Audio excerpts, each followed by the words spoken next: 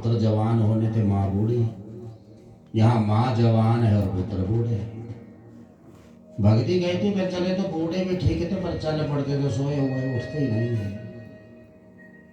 नारद जी ने सोचा ये हुआ कैसे? बोले उत्पन्ना द्रविड़े साहम वृद्धिम कर्नाटके गथा क्वचित क्वचित महाराष्ट्रीय गुर्जरे जीर्णताम गथा। महात्मा जी मेरा जन्म हुआ द्रविड़ में, बड़ी हुई मैं कर्नाटक में। अपने दोनों बेटे ना ज्ञान वैराग्य को लेकर बहुत प्रदेशों में प्रांतों में घूमी, कई जगह तो मुझे बहुत सम्मान मिला, मान प्रतिष्ठा मिली, पर गुर्जरे जीर्णताम गथा। मैं जैसे गुजरात में गई ना वैसी बूढ़ी हो गई। नारद जी ने कहा पर तुम तो सुंदर हो, नवयुवती हो, तुम तो बूढ़ी हो ही नहीं। बोले सुनो तो सही बाबा, जब मैं अपने बच्चों को लेकर गुजरात में गई तो मैं भी बूढ़ी हो गई और मेरे बच्चे भी बूढ़े हो गए, पर पुनः वृंदावनम प्राप्य नवीन एवं स्वरूपिणी। जब मैं दोबारा वृंदावन में आई अपने बच्चों को लेकर तो मुझे तो सुंदरता और जवानी मिल गई, पर मेरे बच्चे बूढ़े ही रह गए। तब नारद जी की आंखों में आंसू आ गए और उन्होंने कहा बोले धन्य है वृंदावन धाम देवी, जहाँ भक्ति जवान मिलती है। तेरा कोई दोष नहीं है, ना किसी और का दोष है, भक्ति एक कलयुग का प्रभाव है। इस कलयुग में तेरे ज्ञान वैराग्य का कोई ग्राहक ही नहीं है। तो चिंता न कर, भगवान श्री कृष्ण के चरणों का ध्यान कर। मैं तेरे बच्चों को जवान तो नहीं बना सकता भक्ति, लेकिन इनको जगा देता हूँ। बोले बाबा इतना ही हो जाए, जाग जाए तो भी मैं इधर उधर जाऊँ। तो ऐसी कथा आती है कि नारद जी ने ज्ञान वैराग्य के कान में वेद मंत्र सुनाए, बार बार गीता सुनाई। जब तक मंत्र चलते हैं ना और गीता पाठ चलता है तब तक के ज्ञान वैराग्य आंखें खोलते हैं। ऐसे नारद जी को लगता जाग गए, वो जैसे मंत्रोच्चारण बंद करते फिर सो जाते। तब नारद जी ने घंटी बजाई तो फिर उठे, घंटी बजानी बंद की फिर सो गए। फिर शंख ध्वनि की फिर जागे, शंख बजना बंद फिर सो गए। अब नारद जी ने सोचा कि जागते तो है, पर जब तक धंधा चलता तभी तक जागते हैं। वो कौन है जो 24 घंटे टन टन टन टन ही करता रहे? उनके गाने के बाद समस्या खड़ी हो गई। जागते तो है, पर जब तक जैसे हम आप लोग यहाँ बैठे हैं, भाव से आप कथा सुनो, आपके अंदर ज्ञान और वैराग्य जागेंगे। पर जैसी कथा की आरती होगी फिर सो जाएंगे। ये सदा के लिए नहीं जागते। या तो ये शमशान घाट में ज्ञान वैराग जागते हैं या सत्संग में जागते हैं, पर थोड़ी देर के लिए फिर सो जाते हैं। नारद जी को तो आश्चर्य हुआ कि जागते जरूर है लेकिन थोड़ी देर के लिए करूं तो क्या करूं। तो आकाशवाणी हुई, नारद जी तुम बिल्कुल सही कर रहे हो और ये तुम्हारा परिश्रम सफल भी होगा, लेकिन कोई सत्कर्म करो तब जागेंगे। अब नारद जी पूछते कि कौन सा सत्कर्म, ये तो बताया नहीं। तब तक आकाशवाणी लुप्त हो गई। नारद जी ने भक्ति से कहा चिंता न करो देवी, मैं विद्वानों से पूछता हूँ, ब्राह्मणों से पूछता हूँ, भक्तों से पूछता हूँ कि वो कौन सा सत्कर्म है जिसको करने से ज्ञान वैराग्य नवीन हो गए और जागेंगे। तू यही रहे, जब तक तेरे दुख दूर ना हो तब तक मैं चैन से बैठूंगा नहीं। और नारद जी भक्ति को आश्वासन देकर के सब जगह गए। विद्वानों ने भागवत सप्ताह को ही सत्कर्म बताया है और जितने अनुष्ठान है वो भी सत्कर्म है, लेकिन ज्ञान वैराग्य को जगाने के लिए, उनको सुंदर बनाने के लिए सत्कर्म है सप्ताह। श्रीमद् भागवता लापा सातु गीता शुकादि में सनकादि महात्मा कहते हैं श्रीमतो उदय विद्वानों ने सप्ताह को ही सत्कर्म बताया है। अगर भागवत की सप्ताह हो जाए तो भक्ति के दुख दूर हो जाएंगे, ज्ञान वैराग्य का बुढ़ापा गायब हो जाएगा, उनको जवानी मिल जाएगी। नारद जी ने कहा ये भागवत आई कहाँ से? बोले वेदों का सार है, उपनिषदों का सार है। बोले वेद तो मैंने उनको सुनाए, उपनिषद भी सुनाए, गीता भी सुनाई। बोले नाना ये सार है, आपने दो सुना है। जैसे आम के वृक्ष का सार आम के फल में इकट्ठा होता है। आम कितना मीठा होता, वृक्ष थोड़ी होता मीठा, वो पूरा सार उसका उस फल में गया है। तो नारद जी ने कहा कि आपसे बड़ा कोई विद्वान नहीं, आप ही भागवत की कथा करें। कहाँ करें? बोले गंगा द्वार है, हरिद्वार में। कहाँ थे? बद्रीनाथ में थे ऊपर, जहाँ बात हो बद्रीनाथ कभी? बद्रीनाथ गए क्यों? माता रानी बैठी है, कोई नहीं गया? हाँ गए गए। अब तो सुगम हो गई यात्रा, सरल है, अब इतना कठिन काम नहीं बद्रीनाथ, पहले तो बहुत कठिन बताते थे उसको। तो बद्रीनाथ में सनकादि महात्मा और नारद जी का सम्मेलन हुआ था, लेकिन भागवत की कथा करने के लिए वो हरिद्वार में आए, तो बद्रीनाथ में कर देते। इसका मतलब यह है कि कथा वहां होनी चाहिए जहां सबको आने में आसानी हो। बद्रीनाथ सब नहीं चढ़ सकते, तो बूढ़े बूढ़े बाबा रह जाते नीचे, फिर उनको तो मिलता ही ना लाभ। इसलिए लिखा है वैसे भी जब भी कभी कथा करवानी हो, एक तो स्थान हो बड़ा और आने जाने वाले को सुविधा हो ताकि आराम से कथा में आ जाए। और हरिद्वार में कथा हुई जिसमें एक यजमान है नारद जी और 4 कथावाचक है, सनक सनंदन सनातन संत कुमार। ऐसी कोई कथा नहीं हुई जिसमें कथावाचक 4 बैठे हो व्यास गद्दी पर। ऋषि ऊंचू लिखा, वो चारों बोलते थे वो। और नारद जी ने कथा का प्रचार किया भूलोक देवलोक और ब्रह्मलोक तक। करना चाहिए भाई, जब भी कभी अनुष्ठान कथा करो, जहां तक हो सके वहां तक प्रचार करो कि कथा हो रही है। तो 17 पुराण वहां कथा सुनने के लिए आए थे, लिखा है 6 शास्त्र भी आए थे, सारे तीर्थ आए, देवता गंधर्व किन्नर यक्ष नाग भगत महात्मा गृहस्थी सब पहुंचे। और तो छोड़ो पर ये पहाड़, जो ये पहाड़ पर हमारे घर है ना, पहाड़ नगाहा लिखा हुआ, ये भी दिव्य रूप धारण करके हरिद्वार कथा सुनने पहुंचे। इनका एक रूप है, एक शक्ल है, ये पहाड़ ऐसी नहीं है, रूप है इनका एक। जैसे गंगा बह रही तो ऐसी नदी थोड़ी है, उसका एक रूप है एक, वो तो अपने भौतिक रूप में बह रही हो। और भीड़ लग गई। नारद जी ने सनकादि ऋषियों से कहा, बोले महात्माओं कथा के बीच में बोलना तो अच्छा नहीं लगता, पर मेरे मन में एक बड़ी शंका। बोले बोलो। बोले इस कथा को सुनने से विद्वान का उद्धार हो, भगत का उद्धार हो, पर क्या किसी पापी का भी होता है? सनकादि महात्माओं ने कहा, नारद जी हवन करवाते समय पुरोहित का हाथ लगे चाहे यजमान का लगे, आग तो जलाती है सबको भैया, अग्नि नहीं छोड़ती। वो नहीं देखती कि पुरोहित का हाथ है कि यजमान का है कि बच्चे का है कि जवान का है, जी वो तो जलाएगी। वैसी भगवान की कथा है, श्रद्धा से सुनो अश्रद्धा से सुनो, पाप तो जलाएगी जलाएगी, कल्याण तो होगा ही होगा। किसान खेत में अन्न बीजता तो नहीं देखता कि कणक का दाना पुट्ठा पड़ा के सीधा पड़ा तो फेंकता है उसमें, पता है जो मिट्टी में गया अंकुर तो उसमें आएगा ही आएगा, चाहे उल्टा पड़ा सीधा पड़ा हुआ।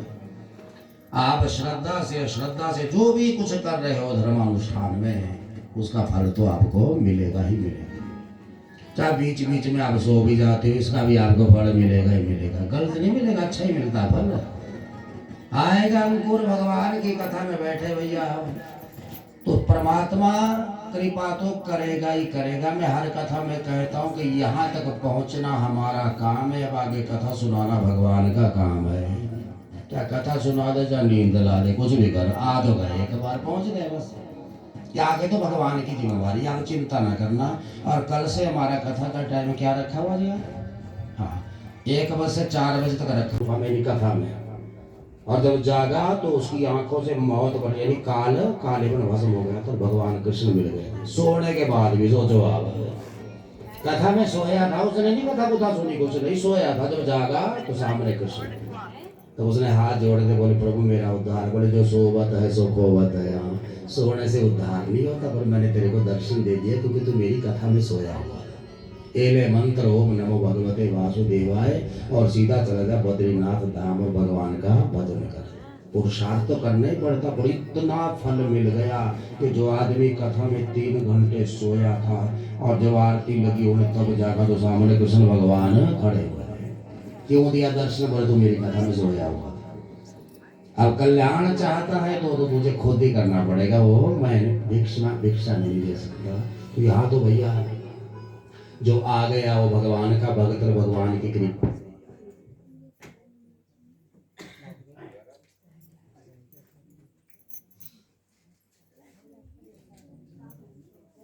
तो मेरे कहने का मतलब यह है कि देवऋषि नारद जी को सनकादि महात्माओं ने कहा कि पापी से पापी भी कोई हो उसका भी उद्धार हो जाता है।